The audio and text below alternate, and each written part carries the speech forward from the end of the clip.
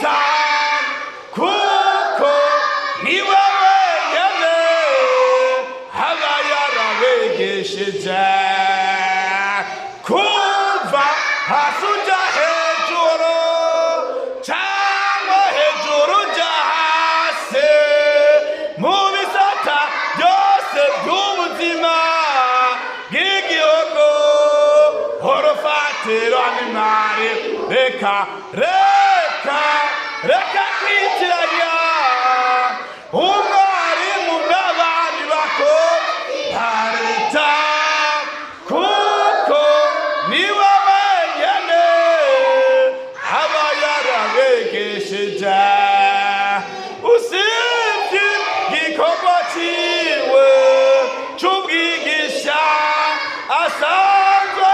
ari umuvyeyi atanga indero ntahenyuzwa reka kwitiranya